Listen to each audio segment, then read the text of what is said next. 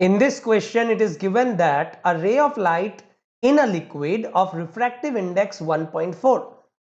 तो यहाँ पे एक ray of light is in a liquid जिसका refractive index है 1.4 approaches the boundary surface.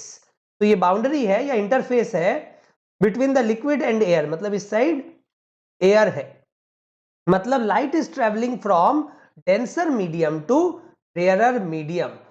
और ये जो एंगल ऑफ इंसिडेंस है ये सपोज आई है. अकॉर्डिंग टू क्वेश्चन साइन आई का वैल्यू 0.8 है. ठीक है, अब क्रिटिकल एंगल पहले हम लोग देखते हैं. क्योंकि लाइट डेंसर मीडियम से रेयरर मीडियम में जा रहा है तो हम लोग क्या करेंगे, यहां पे क्रिटिकल एंगल चेक करेंगे. तो साइन थीटा सी जो होता है critical angle, theta C is the critical angle, is equal to mu rarer by mu denser. और ये जो वैल्यू आएगा दैट इज इक्वल टू 10/14, 10/14, तो 2527.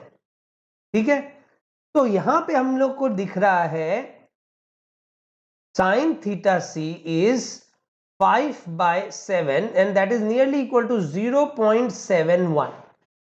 तो क्लियरली हमें दिख रहा है कि जो आई है हमारा वो थीटा सी से बड़ा है, क्योंकि sine I sine theta C से बड़ा है, मतलब I is greater than the critical angle. अब अगर I is greater than the critical angle that means the ray will be totally internally reflected. तो ये ऑप्शन हो जाएगा. ठीक है, अब हम लोग चेक करते हैं और भी ऑप्शंस है. It is impossible to predict the behaviour of light. नहीं, यहां पे हमें पता चल गया TIR होगा. Second option, the sine of the angle of refraction of the emergent ray आएगा ही नहीं, तो ये भी गलत है.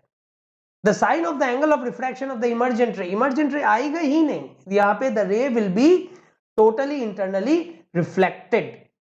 In this question it is given that the figure shows a ray incident at an angle π/3. तो यहां पे ये I का वैल्यू π/3 दिया हुआ है. And if this plot that is R-I mod versus K, R-I को हम लोग थीटा से रिप्रेजेंट कर रहे हैं यहां पे, और K इज μ1/μ2. ठीक है, और ये जो R है, this R is the angle of refraction. तो यहां पे इस ग्राफ को देखते हुए इस ऑप्शंस को देखना है. ठीक है, सबसे पहले तो I का वैल्यू π/3 है, और इस एंगल पे जब लाइट इंसिडेंट हो रहा है तो एंगल ऑफ रिफ्रैक्शन 90 डिग्री है, क्योंकि यहां पे क्रिटिकल एंगल है. तो इसका मतलब this is the critical angle. तो यहां पे हम लोग को पता है क्रिटिकल एंगल जो होता है sine theta C is equal to mu rarer by mu denser. Mu rarer का जो वैल्यू है वो हो जाएगा μ1/μ2 and this can be written as sin π/3. अब μ1/μ2 तो k है, तो k का वैल्यू आ जाएगा √3/2. बट यहां पे ये जो देखो इस ग्राफ में क्या दिया हुआ है कि स्टार्ट हो रहा है ये जो कर्व वो k1 से हो रहा है. इसका मतलब कि ये जो पहला केस जो यहां पे जो डायग्राम दिया है, यहां से हमें पता चल गया कि k1 का जो वैल्यू है वो √3/2 है, ना कि 2/√3 है. और जब k1 का वैल्यू हमें मिल गया तो θ1 का वैल्यू क्या होता है, R-I.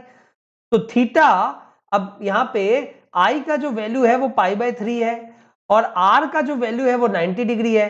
तो मॉड ऑफ R-I जो होगा वो कितना होगा, वो हो जाएगा 90 - π/3 and that is equal to π/6. तो θ1 का वैल्यू π/6 होगा, k1 का वैल्यू √3/2 होगा, नॉट 2/√3. अब आगे हम लोग अगर बढ़ते हैं तो यहां पे k2 का वैल्यू क्या होगा, तो यहां पे दिख रहा है R-I 0 है. तो at k is equal to k2, at k is equal to k2 R-I comes out to be 0. अब अगर R-I का वैल्यू 0 आ गया, इसका मतलब R का वैल्यू I के बराबर है. R का वैल्यू I के बराबर है मतलब देयर इज नो डेविएशन. और अगर there is no deviation that means μ1 is equal to μ2, that means k is μ1/μ2 and that is equal to 1. तो k का वैल्यू जो आएगा वो 1 आएगा. तो k2 यहां पे ये जो k2 आया है तो इसका वैल्यू 1 आएगा. और अब हम लोग को ये जो एक्सट्रीम वैल्यू है θ2 निकालना है. अब यहां पे हम लोग को दिख रहा है कि k का वैल्यू इनफाइनाइट है, तो k का वैल्यू इनफाइनाइट होने से क्या होगा, तो यहां पे हम लोग देखते हैं कि k μ1 by μ2 है, और अगर ये approaches infinity, if it approaches infinity, इसका मतलब μ1 is very very large compare to μ2। अब हमें यह पता है स्नेल्स लॉ से कि μ1 sin i is equal to μ2 sin r। अब क्योंकि μ1 बड़ा है और लाइट जो है μ2 से μ1 जा रहा है, तो μ1 बड़ा है मतलब अब लाइट रेयरर से डेंसर जा रहा है, रेयरर से डेंसर जाने में TIR तो हो ही नहीं सकता है। तो इसका मतलब अब जो सिचुएशन है इस केस में light will bend towards the normal, ठीक है। अब क्योंकि μ2 का वैल्यू बहुत ही कम है या μ1 बहुत ही ज्यादा है, तो हम लोग यहां पे बोल सकते हैं कि sin i by sin r, sin i by sin r is μ2 by μ1। अब μ2 by μ1 जो है यहां पे μ2 by μ1 है वो नियरली इक्वल टू 0 है। इसका मतलब कि r का जो वैल्यू आना चाहिए इस केस में वो नियरली इक्वल टू 0 आना चाहिए। तो r का वैल्यू नियरली इक्वल टू 0, इसका मतलब, और i का वैल्यू तो पाई बाई 3 है, i फिक्स्ड है, i के लिए i को फिक्स रखते हुए μ1 μ2 को वेरी कर रहे हैं हम लोग इस ग्राफ में, μ1 और μ2 को वेरी करके k को चेंज कर रहे हैं, ठीक है। तो i तो फिक्स्ड है, i पाई बाई 3 है और r नियरली इक्वल टू 0 है, मतलब r माइनस i का जो वैल्यू आएगा मॉड वो पाई बाई 3 आएगा, मतलब θ2 का फाइनल वैल्यू जो आने वाला है वो आएगा pi by 3। In this question it is given that in this figure there is a point object O, तो यहां एक point object O है which is placed on the principal axis, तो ये एक principal axis है। The radius of curvature of the spherical surface is 60 cm, तो यहां का radius का वैल्यू दिया है 60 cm, और IF is the final image formed after all the refractions and reflection, तो यहां पे एक प्लेन मिरर है और इस प्लेन मिरर से रिफ्लेक्शन होगा और वापस जब रिफ्लेक्ट होगी यहां से फिर से रिफ्रैक्शन होगा, मतलब 2 बार रिफ्रैक्शन और 1 बार रिफ्लेक्शन। पहला रिफ्रैक्शन इस सरफेस से यहां से लाइट जाएगा, फिर यहां से रिफ्लेक्शन होगा और फिर यहां से फिर से रिफ्रैक्शन होगा, तो 2 रिफ्रैक्शन और 1 रिफ्लेक्शन, ठीक है। अब वो हमें फाइनल इमेज चाहिए, तो पहले D1 का वैल्यू 120 सेंटीमीटर है, मतलब कि ऑब्जेक्ट डिस्टेंस पता है, ठीक है, ओके। अब तो यहां पे हम लोग क्या करेंगे, फॉर फर्स्ट रिफ्रैक्शन हमें क्लियरली दिख रहा है कि μ1 का वैल्यू 1 है, μ2 का वैल्यू 3/2 है और r का वैल्यू +60 है, तो हम लोग यहां पे लिख देंगे μ2 by v minus μ1 by u is minus 120 is equal to μ2 minus μ1 that is half divided by r। तो यहां से हमें जो वैल्यू मिलेगा 3/2v is equal to 1/120 minus 1/120। इसका मतलब ये वैल्यू आ गया v is equal to infinity। v equal to infinity मतलब पैरेलल बीम, मतलब यहां से जो लाइट गया वो पैरेलल बीम बनाया। अब अगर वो पैरेलल बीम बना रहा है तो उस सिचुएशन में ये वापस रिट्रेस करेगा अपना पाथ को, तो अगर ये वापस रिट्रेस करेगा अपने पाथ को तो फाइनल इमेज ऑब्जेक्ट पे ही बन जाएगा, ठीक है। तो in this case you will say that the final image is formed on the object itself whatever be the value of D2। So if D1 is 120 centimeter, the final image is formed on the object itself for any value of D2 is the correct option। अब second case में हम लोग को D1 का value 240 लेना है। Now if D1 is 240 centimetre, उस situation में हम लोग क्या बोलेंगे, 3/2v minus 1/-240 is 1/120। तो इस सिचुएशन में 3/2v is equal to 1/120 minus 1/240, और यहां से अगर हम लोग LCM ले लेंगे तो ये बन जाएगा 1/240। तो यहां से 2v/3 is 240, तो v is 240 into 3 divided by 2 that is 360। तो यहां से जो v का वैल्यू आएगा वो आ जाएगा 360, तो v का वैल्यू आ गया 360। तो ये d2 का वैल्यू अब यहां पे देखते हैं. If d1 is 240, then I1 is formed on the object itself if d2 is 360. तो यहां पे अगर d2 360 आता है, तो यहां पे हम लोग अगर डायग्राम बनाएं, तो ये डायग्राम को हम लोग यहां पे एक बार बना लेते हैं.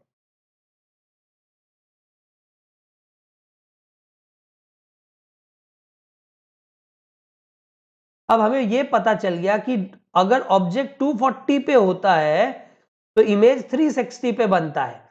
तो इसका मतलब यहां से ये जो रे आया, ये रे यहां पे इमेज अगर बना दिया, तो यहां से रिफ्लेक्ट होके वापस रे इधर ही तो जाएगा. ठीक है, सिमेट्रिक है. तो इसका मतलब अगर d2 का वैल्यू 360 होता है, d2 का वैल्यू 360 होता है, तो इमेज अपने ऑब्जेक्ट पे ही बन जाएगा.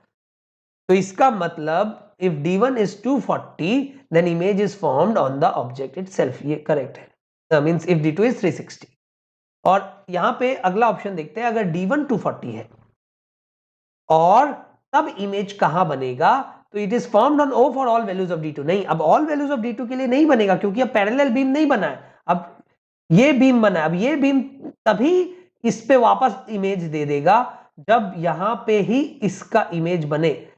ठीक है, ताकि यहां पे क्या हो जाए कि एंगल ऑफ इंसिडेंस और एंगल ऑफ रिफ्लेक्शन बराबर हो जाए और ऐसा सिमेट्री बने कि इमेज मतलब फाइनल रिफ्रैक्टेड रे वापस ऑब्जेक्ट को मीट कर जाए.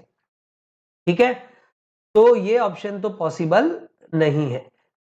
फिर अगर d1 240 है then IF can not be formed on O. नहीं, अभी तो हमने देखा कि इमेज O पे बन सकता है, तो इसका मतलब ये ऑप्शन भी सही नहीं है.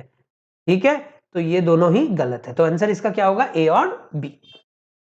In this question, it is given that in the diagram shown, a ray of light is incident on the interface between 1 and 2 at an angle which is slightly greater than the critical angle. ताकि यहां पे TIR हो सके. तो यहां पे TIR हो रहा है, फिर यहां पे जो TIR हो रहा है, फिर वो एक और इंटरफेस को स्ट्राइक कर रहा है, और वो इंटरफेस 1 और 3 के बीच में है, और वहां पे फिर से TIR हो रहा है.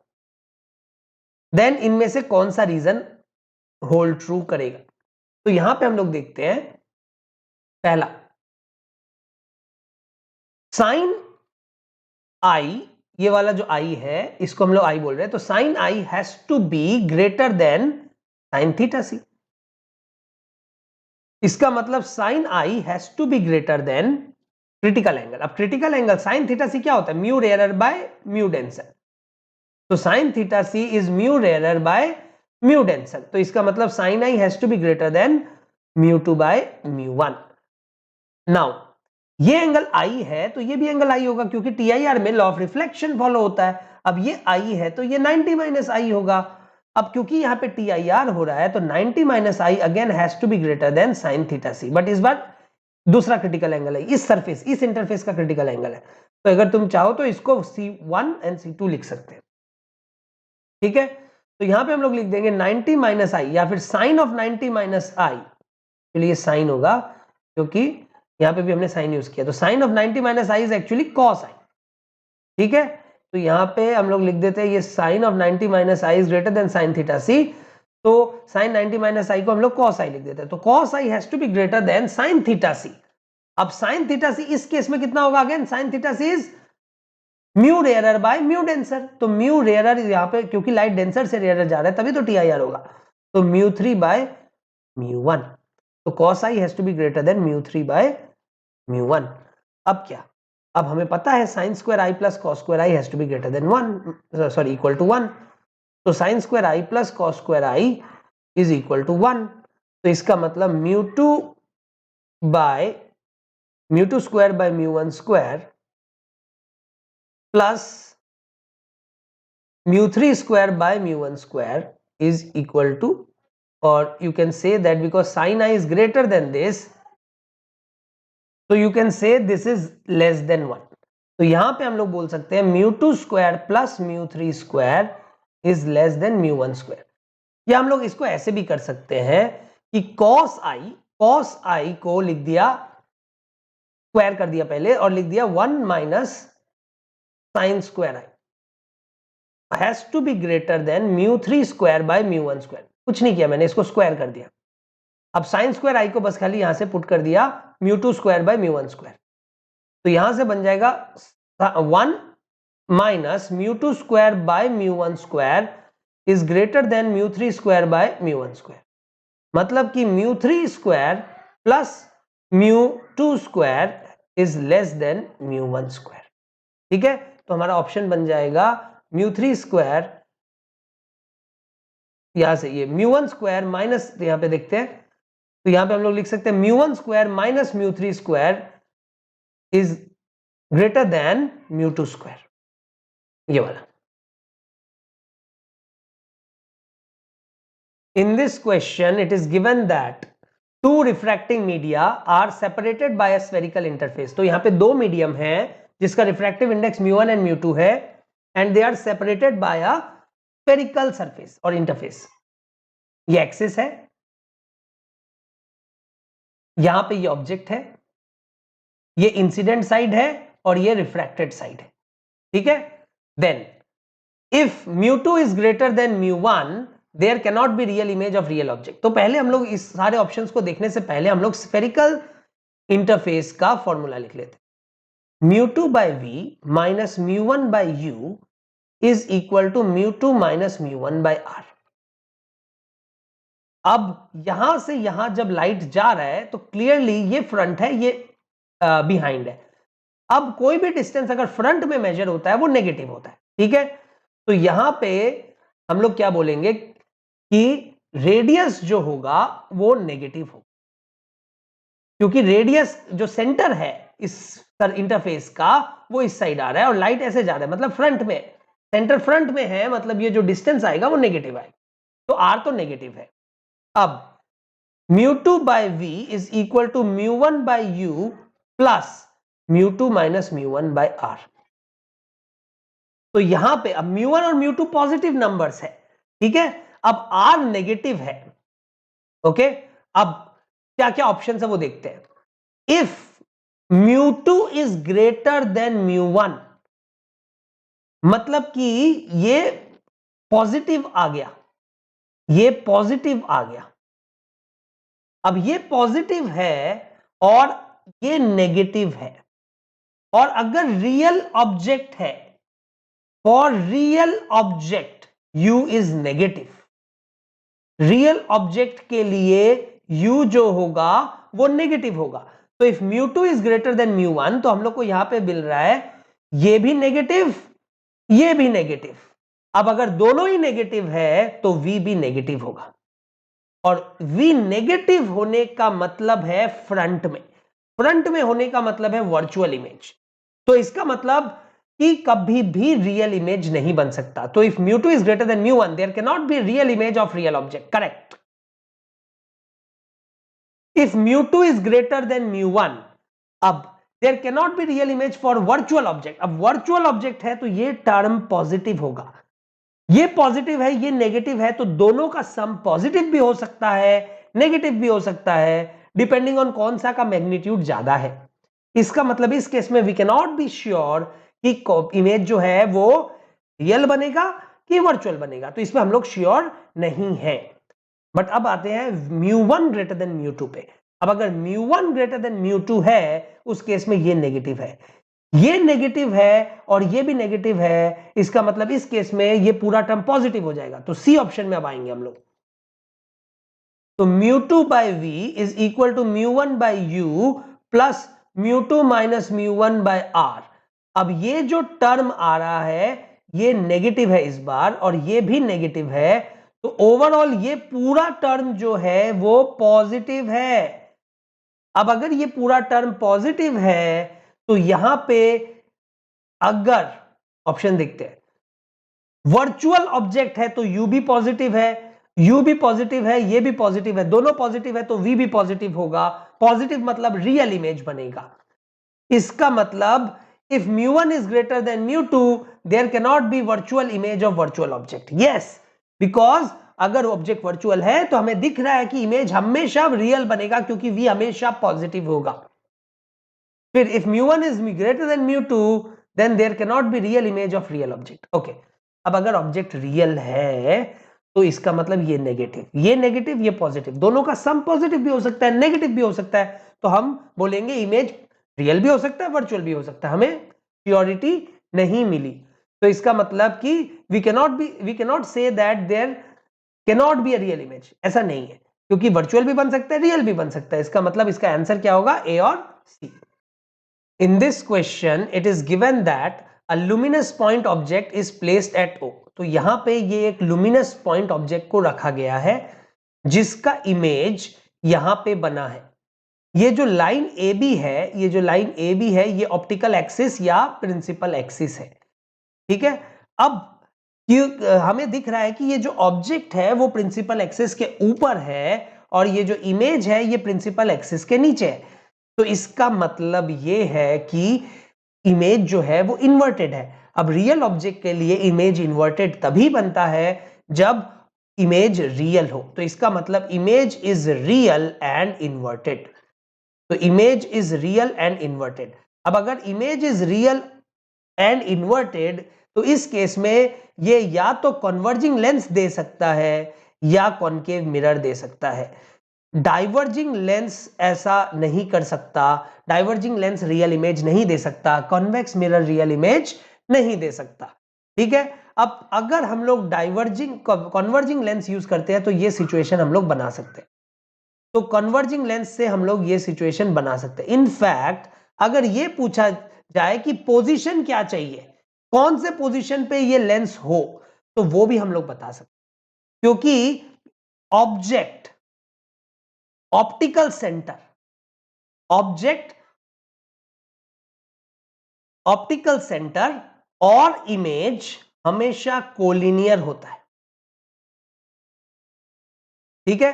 तो इसका मतलब ऑब्जेक्ट और इमेज को जोड़ता हुआ जो लाइन है और जो ये प्रिंसिपल एक्सिस है, दोनों का जो पॉइंट ऑफ इंटरसेक्शन होगा वहीं पे ऑप्टिकल सेंटर होगा, ठीक है। तो हम लोग इमेज कन्वर्जिंग लेंस का पोजीशन भी बता सकते हैं। तो पहला ऑप्शन देखते हैं, if a lens is used to obtain the image the lens must be converging, correct. दूसरा option, if a mirror is used the mirror must be convex, no, mirror cannot be convex, okay. फिर position of principal focus of mirror cannot be found, नहीं, ये गलत है, it can be found. क्योंकि यहां पे देखना, मैं इसका डायग्राम बना लेता हूं। तो यहां पे एक मिरर है और यहां पे ऑब्जेक्ट है और यहां उसका इमेज बनेगा। तो हमारे लिए ऑब्जेक्ट डिस्टेंस और इमेज डिस्टेंस तो फिक्स्ड हो गया। ऑब्जेक्ट और इमेज डिस्टेंस अगर हमें पता है तो हमें फोकस भी पता होगा, ठीक है। क्योंकि हमें मिरर का पोजीशन पता चल गया है। उसके बाद अगला ऑप्शन है image is real. Yes, image is real because वो इन्वर्टेड है। तो आंसर हो जाएगा ए और D. In this question, it is given that a lens is placed in the XYZ coordinate system such that its optical center is at the origin and principal axis is along the x-axis. तो यहां पे principal axis is along the x-axis and this is the lens जिसका optical centre origin पे रखा गया है, ठीक है। नाउ इस लेंस का जो फोकस है वो 20 सेंटीमीटर है और ऑब्जेक्ट को जो रखा गया है वो -40, मतलब x का वैल्यू -40 है और +1 और -1 पे रखा है। मतलब y कोऑर्डिनेट जो है, y कोऑर्डिनेट +1 है और z कोऑर्डिनेट जो है वो -1 है, ठीक है। लेकिन हमारा जो ऑब्जेक्ट डिस्टेंस है वो तो x कोऑर्डिनेट से मिलेगा। तो ऑब्जेक्ट डिस्टेंस 40 सेंटीमीटर है। तो अगर हम लोग फॉर्मूला लगाएंगे 1/v minus 1/u is equal to 1/f, तो यहां से 1/v माइनस 1/u, u -40 है, is equal to 1/f, f is 20। तो यहां से जो v का वैल्यू निकल के आएगा दैट विल बी 40। इसका मतलब मैग्निफिकेशन जो होना है m का वैल्यू आएगा -v, लेंस में v/u that is equal to 40/-40। u का वैल्यू -40 है, तो -1 मतलब कि size of image will be same as size of object but it will be inverted. इसका मतलब इमेज का जो कोऑर्डिनेट होगा उसका x कोऑर्डिनेट तो +40 होगा, x कोऑर्डिनेट +40 होगा और y और z कोऑर्डिनेट इन्वर्ट हो जाएगा। तो y कोऑर्डिनेट जो होगा वो अगर पहले +1 था अब -1 हो जाएगा, क्योंकि मैग्निफिकेशन तो हुआ नहीं है, तो इसका मतलब साइज तो सेम रहेगा, खाली बस उल्टा हो जाएगा, इन्वर्ट हो जाएगा। सिमिलरली जो z कोऑर्डिनेट होगा वो पहले -1 था अब +1 हो जाएगा। तो यहां से हम लोग ऑप्शन देख लेते हैं, x coordinate 40 correct, y coordinate -1 होगा जो कि गलत है, z कोऑर्डिनेट +1 होगा, तो आंसर इसका हो जाएगा ए और सी। In this question, they are asking you which of the following can form diminished, virtual and erect image of your face. अब हमारा फेस जो है वो एक रियल ऑब्जेक्ट होगा, तो उस रियल ऑब्जेक्ट का हमें क्या चाहिए, डिमिनिश्ड इमेज चाहिए, डिमिनिश्ड इमेज चाहिए, और हमें वर्चुअल इमेज चाहिए, और हमें इरेक्ट इमेज चाहिए। ठीक है, अब for real object virtual image हमेशा इरेक्ट होता है, तो ये तो हमें एक साथ ही मिलेगा। अब देखते हैं हम लोग एक एक केस करके। पहले हम लोग देखते हैं कन्वर्जिंग मिरर का मतलब होता है कॉनकेव मिरर, तो कॉनकेव मिरर को हम लोग पहले देखते हैं। अब कॉनकेव मिरर वर्चुअल इमेज एक ही केस में बना सकता है रियल ऑब्जेक्ट का, when object is between pole and focus. उस केस में जो इमेज बनता है वो वर्चुअल तो होता है लेकिन एनलार्ज होता है, मैग्निफाइड होता है। It can not form diminished virtual image, it can not form diminished virtual image, it can not form diminished virtual image.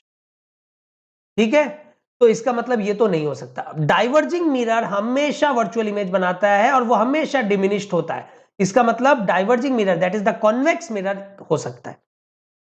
Converging lens, converging lens again concave mirror के तरह ही होता है, it can not form diminished virtual image but diverging lens can form a diminished virtual image, in fact it always forms a diminished virtual image. तो answer हो जाएगा B और D.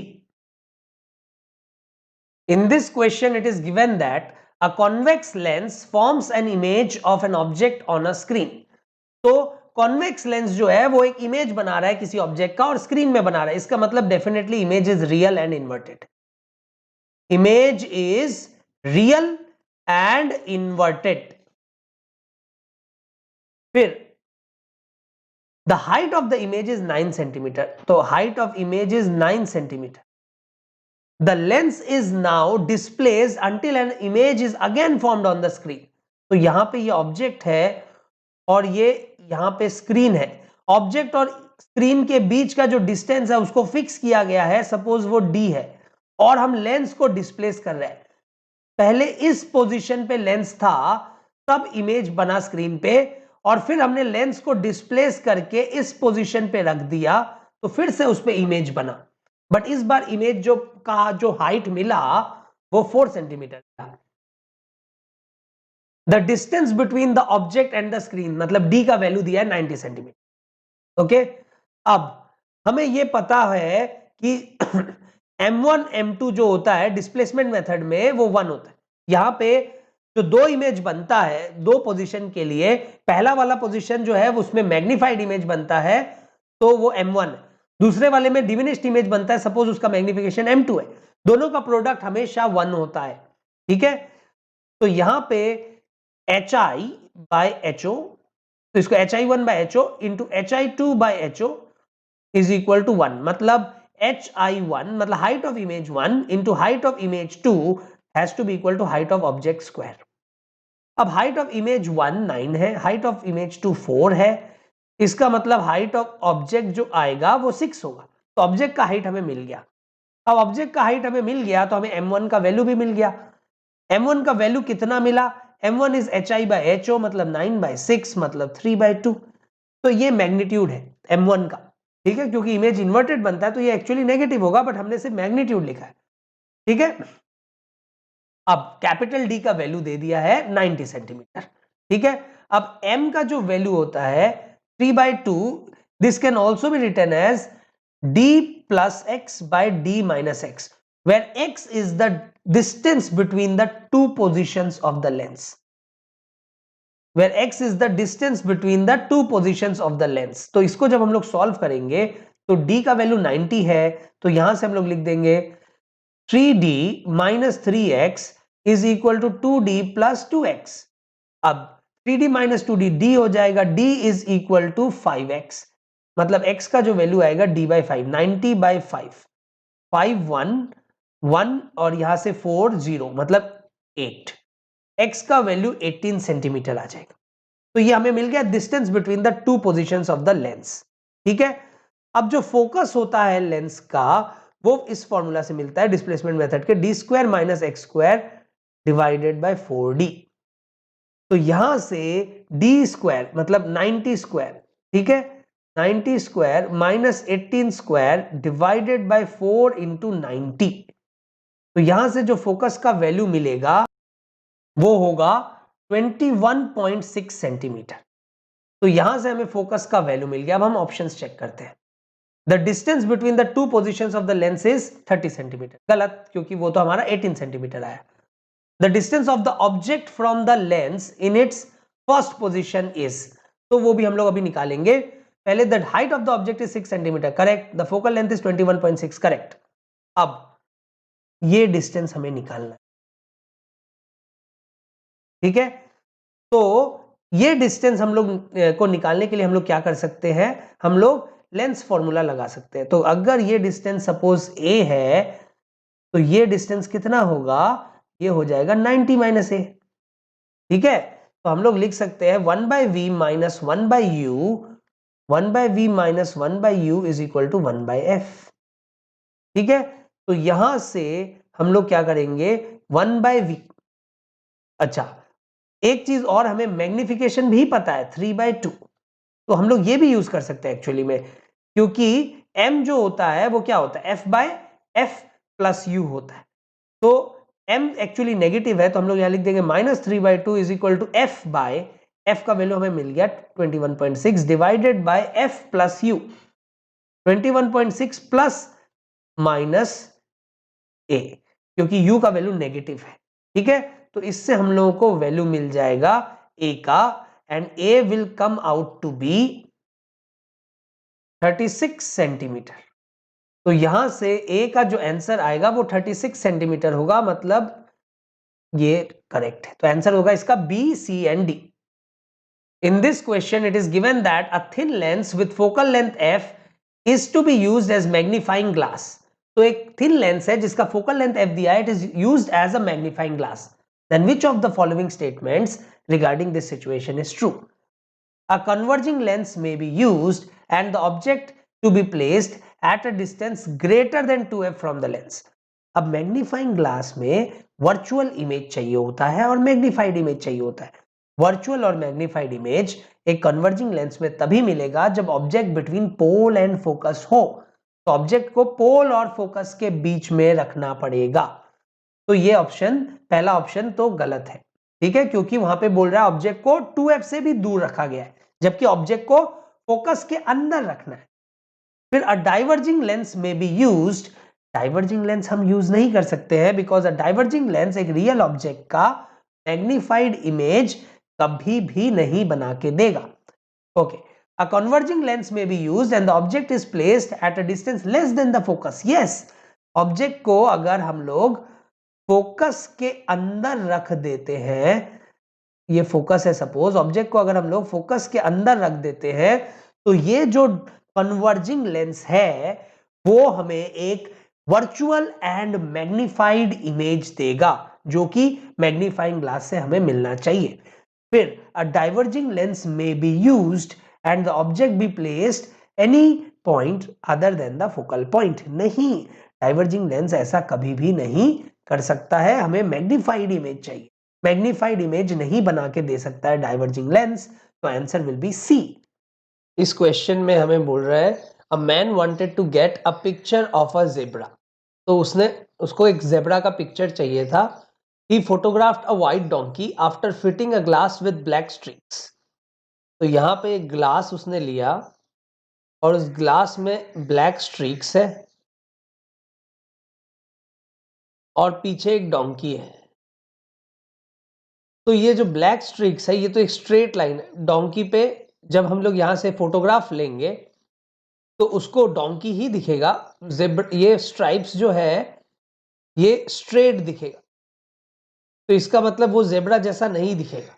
तो the image will look like a white donkey on the photograph, ठीक है। But because of this slab जो intensity होगा image का वो बहुत कम होगा कंपेयर टू अगर ये नहीं होता। तो the intensity, the image will be less intense compare to the case in which no such glass is used. तो आंसर होगा ए और डी। इस क्वेश्चन में हमें गिवन है for refraction through a small angle prism the angle of deviation. तो angle of deviation for a small angle prism is independent of the angle of incidence और वो होता है mu minus 1 into a. A is the angle of the prism. A is the angle of prism.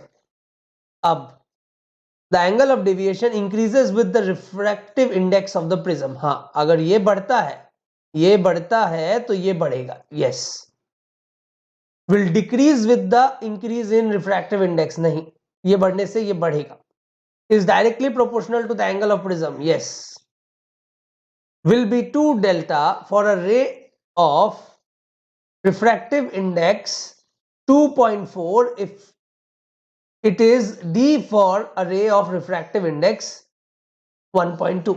मतलब अगर बोल रहा है कि ये जो डेविएशन है ये D है for a ray of refractive index 1.2, तो D is equal to 1.2 minus 1 into A, so that is equal to 0.2A. तो अगर 2.4 हो जाए रिफ्रैक्टिव इंडेक्स तो कितना होगा? D dash is equal to 2.4 minus 1 into A, that is 1.4 into A. मतलब कि ये बहुत ही ज्यादा है कंपेयर टू दिस, ठीक है, डबल नहीं है। तो यहाँ पे लिखा है विल बी 2D।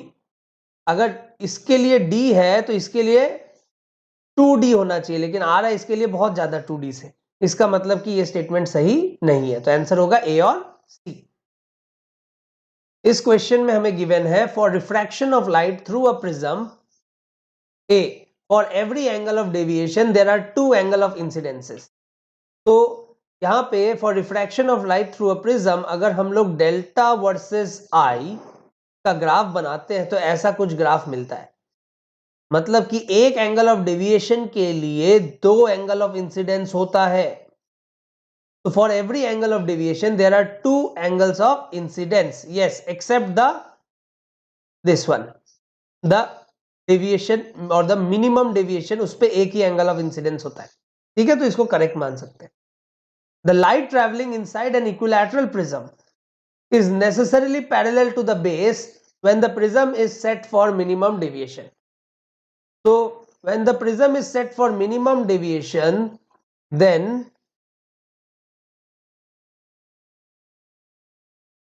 यहां पे ये जो इक्विलैटरल प्रिज्म होता है या फिर यहां पे आइसोसेलेस प्रिज्म होता है, तो उस सिचुएशन में ये जो लाइन आता है ये हमेशा इसके पैरेलल होता है। तो ये स्टेटमेंट भी सही है। There are 2 angle of incidence for maximum deviation. हाँ, मैक्सिमम डेविएशन के लिए भी 2 एंगल ऑफ इंसिडेंस होता है, सही है। The angle of minimum deviation will increase if the refractive index of the prism is increased, keeping the outside medium unchanged. So the angle of minimum deviation will, तो minimum deviation कब आता है? जब I और E बराबर होता है। I और E is equal, तो delta is equal to 2I minus A हो जाएगा, क्योंकि delta होता है I plus E minus A। अब I और E बराबर है तो डेल्टा हो जाता है 2i minus A minimum deviation के केस में, ठीक है। तो the angle of minimum deviation will increase if refractive index of the prism is increased. अच्छा, अब म्यू जो होता है वो होता है sine A plus delta mean by 2 divided by sine A by 2, ठीक है। तो यहां से अब हम लोग को देखना है कि अगर angle of minimum deviation will increase, तो ओके अगर म्यू बढ़ाते ए को फिक्स करके और सराउंडिंग मीडियम को फिक्स करके, तो डेल्टा मिन को भी बढ़ाना पड़ेगा, तभी ये रिलेशन सस्टेन होगा। ये रिलेशन है फॉर म्यू एंड डेल्टा मिन जब डेल्टा मिन का कंडीशन आ जाए, ठीक है। तो इसका मतलब ये स्टेटमेंट भी सही है, तो आंसर इसका हो जाएगा A B C D. In this question, it is given that a parallel beam of white light is made to fall on an equiconvex lens made of glass. तो हमारे पास एक पैरेलल बीम ऑफ लाइट है और it is made to fall on an equiconvex lens made of glass. तो हमारे पास एक इक्विकॉन्वेक्स lens है जो कि ग्लास से बना है और एक पैरेलल बीम ऑफ लाइट इस पे गिर रहा है। When the screen is kept at a distance of 10 centimetre, तो ये स्क्रीन को यहां से 10 सेंटीमीटर दूर पे रखा है। A spot of violet light is observed at the center and outer ring of red color of radius 1 millimeter. तो यहां पे वायलेट है और यहां पे एक रिंग है जिसका रेडियस दिया हुआ है 1 मिलीमीटर और वो रेड कलर का है। The radius of the lens is 6 centimetre each. तो यहां पे ये दोनों का जो कर्व साइड है उसका दोनों का रेडियस 6 सेंटीमीटर है और अपर्चर डायमीटर 2 सेंटीमीटर है। तो उस केस में they are asking what is the refractive index of red light for this glass material and what is the dispersive power of the lens. ठीक है, तो dispersive power is defined as d mu by mu minus 1। ठीक है, अब हमें यह भी पता है कि 1 by f जो होता है वो होता है mu minus 1 into 1 by r1 minus 1 by r2। तो 1 by r1 minus 1 by r2 यहां पे बन जाएगा 1 by 6 plus 1 by 6 और f का वैल्यू है 10 सेंटीमीटर फॉर वायलेट लाइट।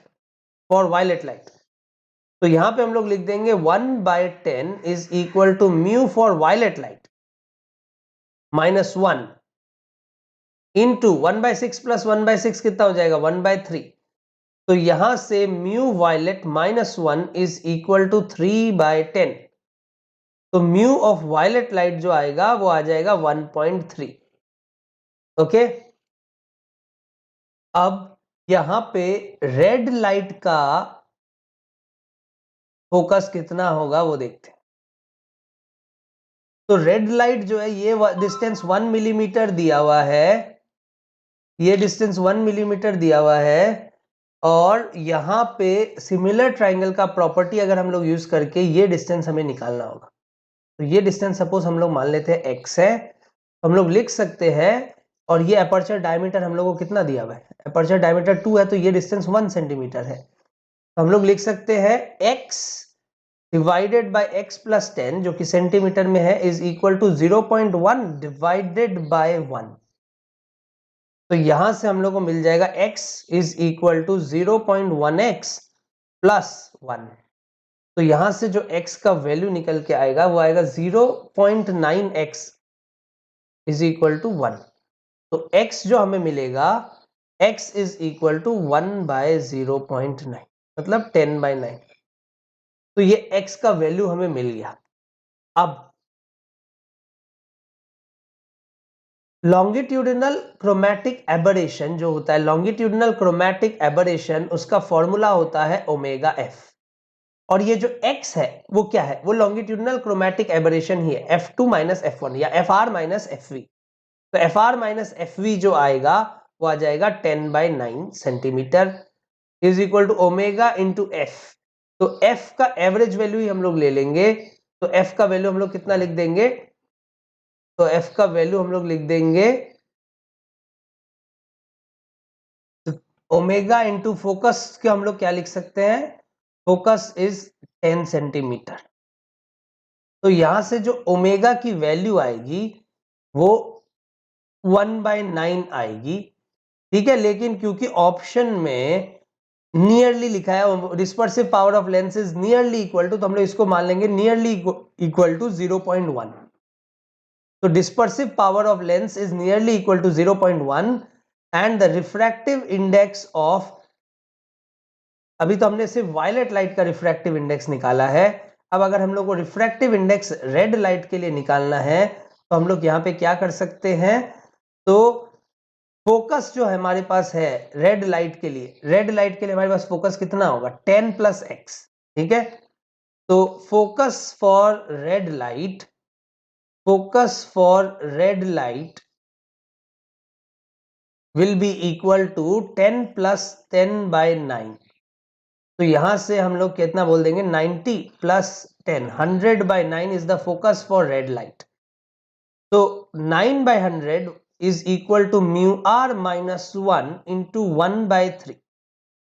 तो यहां से हम लोग बोल सकते हैं कि μr - 1 इज इक्वल टू 27/100, मतलब μr की जो वैल्यू है वो आ जाएगी 1.27।